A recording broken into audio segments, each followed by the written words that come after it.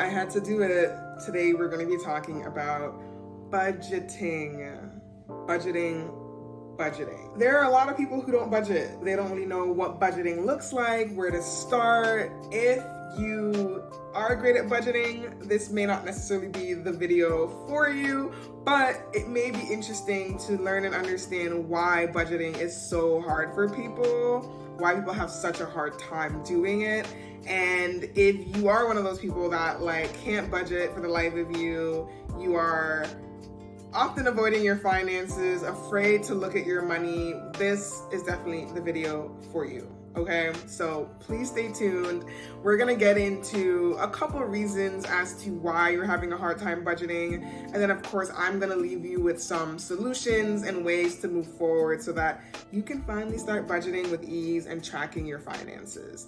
I'm just gonna start off by saying the reason why tracking our finances is so important is because if we wanna work towards certain financial goals, feeling financially abundant, secure, wealthy, building that wealth, building that financial security, you are going to have to be able to track your finances. You need to know what's coming in and what's going out. And if you have no idea where your money is going, most likely it's not going towards some of these long-term goals, and it may cripple you in the long term because you don't want to be thinking about your retirement a year before it's time to retire. We need to start thinking about these things now. What does that look like? What does it look like to be retired? Why do I want to retire? Do I love the idea of never having to work again? If that's something that excites you, then you do want to work towards a retirement, and maybe you don't have to wait till you're 65. There are ways where you can finesse the system and find financial freedom earlier than what society tells you, right? I'm going to put you on game because a lot of wealthy people don't, right? You need to go out there and seek that information. And so I am really happy that you were here and watching this video because you will learn a lot more than what you knew yesterday. So first things first, lack of clear goals.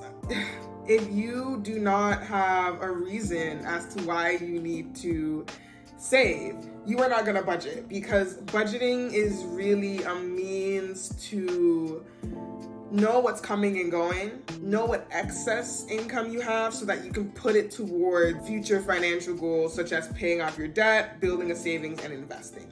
And if you don't see the reason, the necessity to invest, then you're not really gonna budget because you don't see it as important. But investing is important because we live in a system, a capitalist system, that's run off of interest. You either have interest working for you or you have interest working against you. Most of us have interest working against us, right?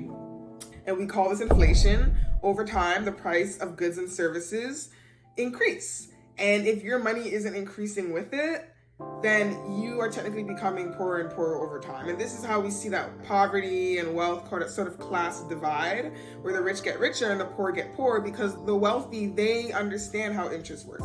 They understand that they have to have their money work for themselves, whereas people who weren't available to have that information, people who are not in those pockets and were raised understanding this and how the system works, will be left out and won't have the resources or the education to know better, right? So this is in no way shaming anyone for not investing or not being ahead in their finances.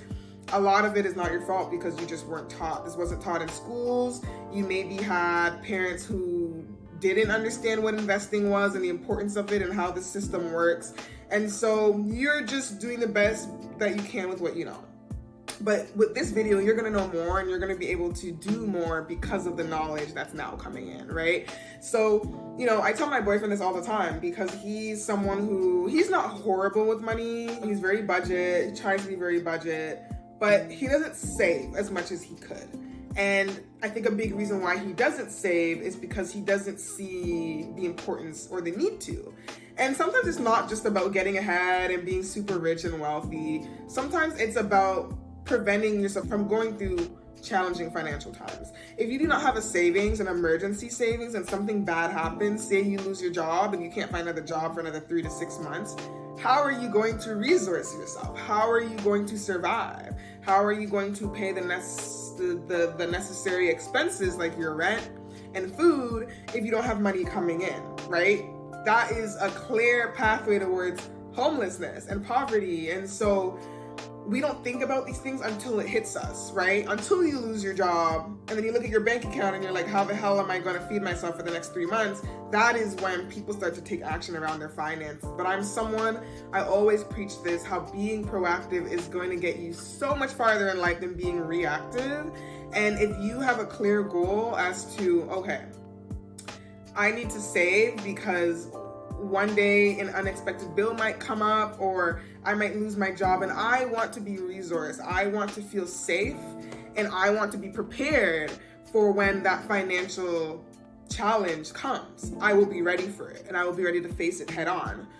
Most people aren't in that situation, right? Most people don't even have more than $1,000 saved in their savings. And so you want to, and I talk about this with my clients in workshops that I've done in the past, that, you want to make sure that you are ahead of the goalposts, right? You want to make sure that you have a clear goal. You have an idea of what your expenses are going to be. And if you were to lose your job, for how many months do you have an adequate amount of savings to hold you through that, right? You may never lose your job. I mean, it doesn't even have to be losing your job. You can get into a car accident. You can get, your health could be compromised, like how my health was compromised. And I had to take a whole year off last year. And I had the ability to do that because I was saving.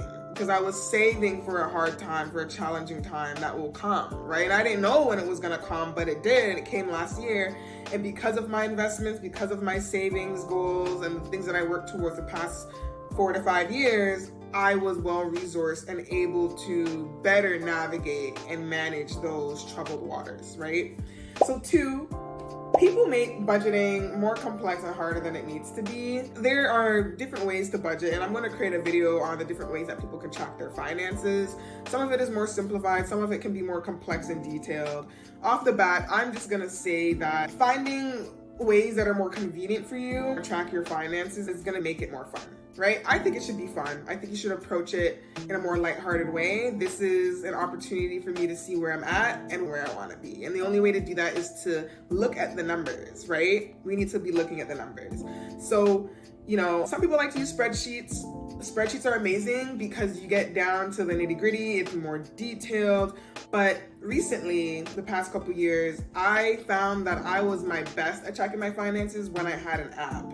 I found apps to be incredibly much more convenient and accessible and easy to navigate. Linking up my cards and having the app and the AI gather the data for me, and then based on the data, I can now make a better decision as to how I want to move forward and what I need to do in order to work towards some of my financial goals. So there are ways that you can track your finances that are less complex than, maybe financial gurus or experts in the past have told you to budget and manage and track your finances. I do have a wealth tracker, like a spreadsheet that I'm willing to gift you. You can find it in the description below if you want access to that. But I think looking at ways to make tracking your finances easier is going to be really important. And if you work with me, we can definitely explore what that can look like for you. And finally get you to have a healthy financial routine in regards to how you track your wealth, but then also like how often and how frequent you track your wealth as well too. 3, a big one, inconsistent income. This probably should have been the first point, but there is no point in tracking your finances. I mean, you have to track your finances to know that there's kind of like no point in tracking your finances. But once you track your finances and you realize that your expenses is greater than your income, your only focus, your sole focus, forget about what goes where. Your focus is to make more money. You need to find a way to make more money ASAP. Because the longer your expenses is greater than your income, the more likely you're going to be dipping into your savings, and the more likely you're going to be using credit cards and going into debt. Either of the two. And if you don't have a savings, you're going straight to using a credit card and taking on more debt. So you want to increase your income. The double-edged sword to that is that a lot of people, even though they make a lot of money, you'll still find people will still be poor, rich poor, in a way, in a sense, because they have a lot of income, but their expenses is still catching up with their income, and if not surpassing their income. You can make $1 million a year, but if you're spending $2 million a year, you're still gonna be feeling the same way as someone who makes $50,000 a year and is spending $80,000 a year in different, like in terms of their money. So it's not really about how much money you make, it's about what you do with the money that's coming in. It's not the quantity, it's the quality of how you are managing and interacting with your finances on a daily, weekly, monthly, lifetime basis. So if your expenses is bigger than your income, focus is to increase your income, but also be mindful of spending, and we'll get to that in a bit. The next is unforeseen expenses. So obviously things pop up and, it's life, unexpected events will happen, medical emergencies, home repairs, you lose your job, the best planned budgets will be derailed. And I think that's something that a lot of people don't like. I think we're afraid of change. We don't like when we feel like we're out of control or things are changing much faster than we want it to, but it's life. Things will not go as planned. And that is one thing with tracking your finances that I think people have a hard time with, is that you have to be consistent. You can't choose to budget this month and then you don't budget until like another 6 months later. You need to set up a healthy financial routine in order to be on top of the unexpected changes that will occur along your financial journey. And emotional spending is a big one, and a big reason why people aren't able to better track their finances and budget, because in order to deal with stress and anxiety, a lot of us cope with that by spending our money, right? By emotionally spending. And budgeting is not going to work if you are not addressing the underlying reasons as to why you are emotionally spending. We need to nip these poor financial behaviors and ways that we respond, negative thought patterns that we have around money, limiting beliefs that we have around our ability to manage our finances. We need to nip it in the bud. We also need to address the ways in which we fill voids through unhealthily spending our money. And if you don't get to the root of it and the cause of it, you are just going to continue to overspend, and no amount of budgeting is going to help, right? And so I think that's one area where, why people have such a challenge with tracking their finances. A lot of people actually avoid tracking their finances because they want to justify overspending.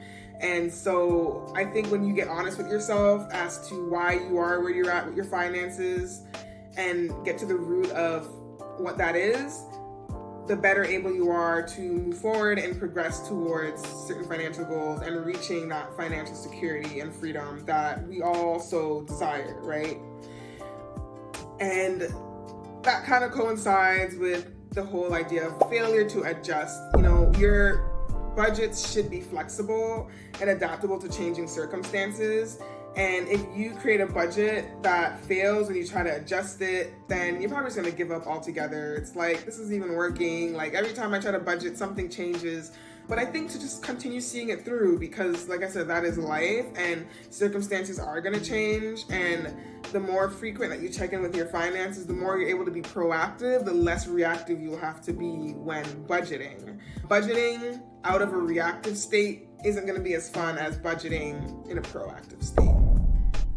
And then I would just say, another thing to be mindful of is the lack of accountability. I think a lot of people struggle with budgeting because they don't have any support. They don't know, one, they're not educated or resourced enough to understand how budgeting works and what it looks like and what it should look like for them. And they don't have that support. Who's going to teach you? Unless you go out there and seek that information yourself, right? Which is sadly what you're gonna have to do, especially when it comes to finances. It's not something that we learn in school. It's not really necessarily part of the curriculum. I think some schools are starting to have financial literacy resources and training materials within schools, but it's not something that I think is like mandatory or something that I had the privilege of experiencing when I was in school. And so I think it's gonna, like, the onus is going to be on you to educate yourself. And whether that's through watching my YouTube videos, whether that's through reading a book, whether that's signing up for my mailing list, working with me, working with a coach, working with a financial advisor, whatever that looks like, to have that additional support. Because a lot of the things that we want to accomplish in our lives, we can't do alone. We think we're supposed to do it alone, and we're told to, you know, be independent and be self-made. And I think being self-made is a complete lie. Nobody is ever self-made. I think it's such a horrible way to dismiss the people that were with you along that journey, and that whether it was lent you money, resources, time, love, support, we can't discredit those people in our lives that have helped us to get to where we are today, right? So, and I'm pretty sure any goal that you've accomplished, there were multiple hands outside of your own that resulted in the success that you were able to see. So, you know, having accountability, having a support group, even a support network, if it's joining an online Facebook group or some community where people can come together and talk about their finances, their successes, the struggles that they're going through, you will realize that you're not alone. Have additional support and accountability towards having a better relationship with your money and your finances over time. And when you don't have that, I think budgeting can be a bit harder because you're doing it on your own. But if you have even accountability buddy, like you and your best friend decide, hey, every 2 weeks, we're gonna check in with each other as to where we're at in our finances. We're gonna budget together, whether it's through an app or maybe we're going to, you know, duplicate a spreadsheet that we can both work on. Not like you have to like share the exact numbers, but you know, use a similar template or tool to budget on your own and then come together and discuss your findings, right? You know, knowing that you're not alone in having to do this activity or exercise can be very helpful.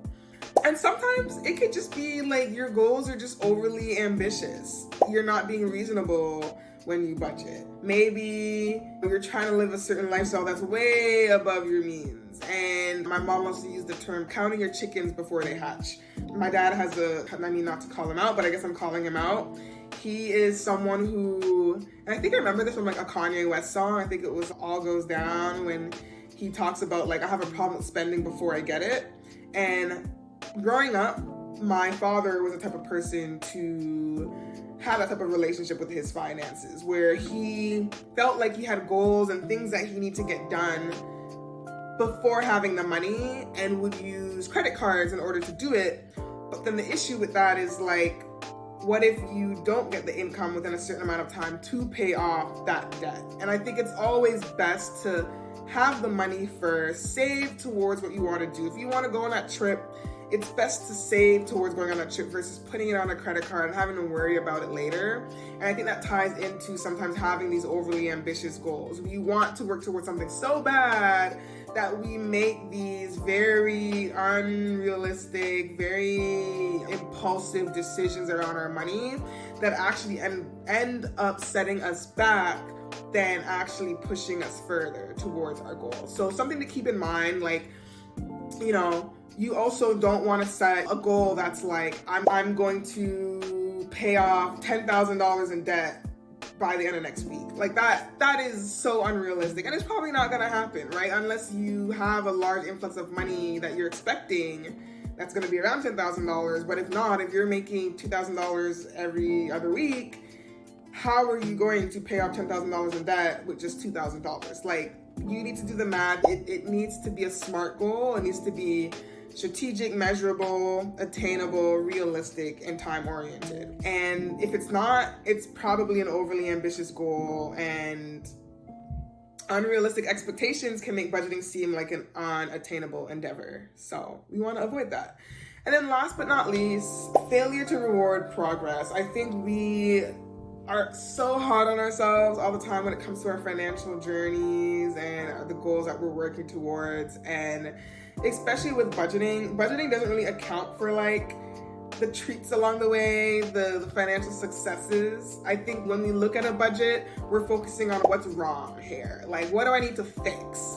what do I need to sacrifice? I'm obviously spending too much. What do I need to stop spending money on that I still really want to spend money on? And sometimes it can feel very defeating because, you want to continue living a certain lifestyle, but your budget may tell you that you can't.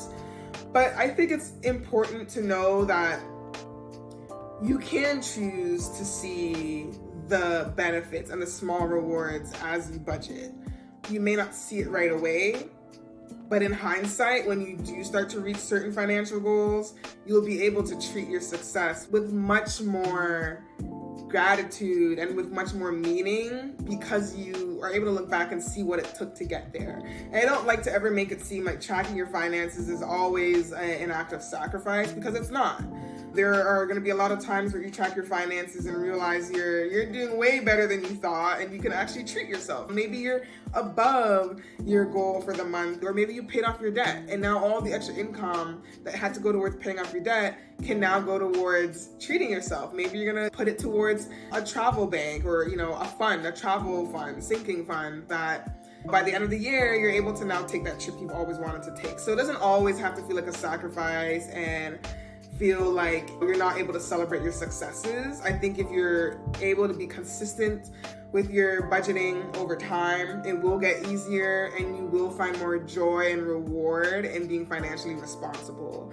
And you'll start to see the benefits once you are financially secure because of those short-term sacrifices you may have had to make in order to see the long-term lasting benefits and results of building wealth. So that's it for me today. I hope that was super helpful in getting you to understand why budgeting might be hard, why you might have a resistance to it, and to look at the brighter side and understand that, like anything in life, sometimes, it may not be fun at the beginning. You may not see the benefits of doing said thing, but once you are able to get over that hump and that limiting belief around the way that you interact with your finances, you will get to the other side and you will start to see the benefits, and you will start to see how being financially responsible and being able to have a better relationship with your finances will help you so much more in the long term, not even with your finances, but in terms of how you see yourself, the way that you're able to care for yourself, the way that you're able to show up at work, the way that you're able to show up in your relationships. Everything is holistic, everything is integrative and ties in with each other. The better your mental health will be. I think that is primarily the biggest thing when it comes to developing a healthy relationship with our finances. It is so that we can feel emotionally whole and well and not allow money in this capitalist system to cripple us. If you are having a hard time budgeting, like I said, please reach out. Support is super important. I have a budgeting sheet, or I call it a wealth tracker, because you already have money. It's there. We're just trying to look at the numbers to see where it is and to create more wealth and to create more money in abundance. And so I've built my own personal budget sheet in that way to make it more fun and make it more expansive and not limiting and feeling like you're sacrificing. So if you want to check that out, it's free. Download it in the link below, and please like and subscribe, and also join my mailing list, my bi-weekly newsletters I send out every other Wednesday, and I will see you in the next video. Bye.